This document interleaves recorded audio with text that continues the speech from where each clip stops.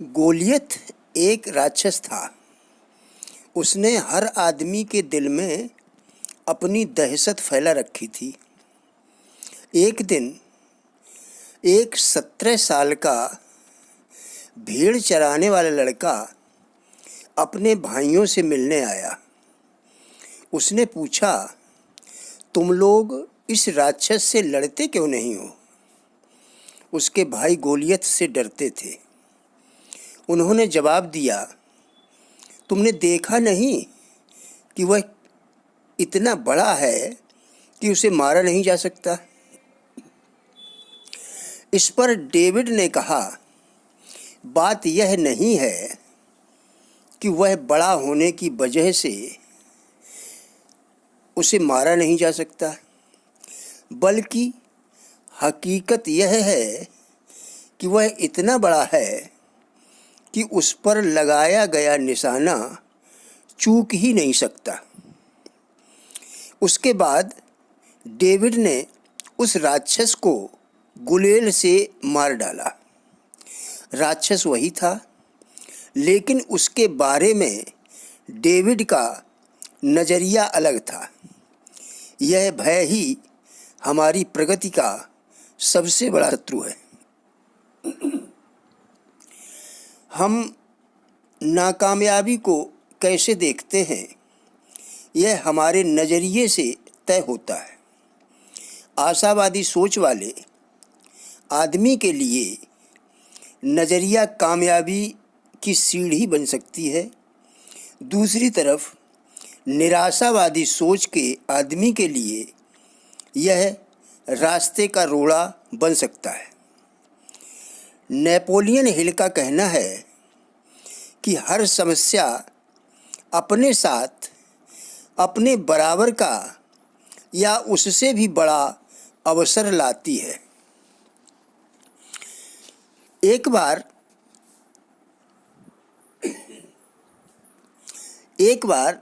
एक आदमी मशहूर फ्रांसीसी दार्शनिक ब्लेज पास्कल से मिला और उससे कहा, अगर मेरे पास आपके जैसा दिमाग हो तो मैं बेहतर इंसान बन जाऊंगा।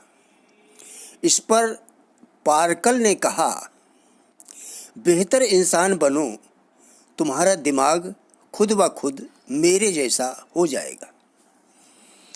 एक बार एंड्रयू कार्नेगी से किसी ने पूछा, आप लोगों से कैसे पेश आते हैं?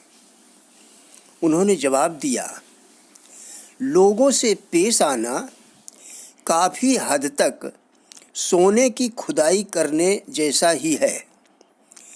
हमको 1 तोला सोना निकालने के लिए कई टन मिट्टी हटानी पड़ती है, लेकिन खुदाई करते वक्त हमारा ध्यान मिट्टी पर नहीं बल्कि सोने पर रहता है। नकारात्मक नज़रिए वाले लोग अपनी असफलताओं के लिए अक्सर माँ बाप, शिक्षक, जीवनसाथी, बॉस, सितारों, तकदीर, आर्थिक स्थितियों और सरकार यानी पूरी दुनिया को जिम्मेदार ठहराते हैं। हमको अपने बीते हुए दिनों से आज़ाद होना होगा। हमें अपनी शख्सियत पर जमी धूल को झाड़कर मुख्य धारा में शामिल होना होगा।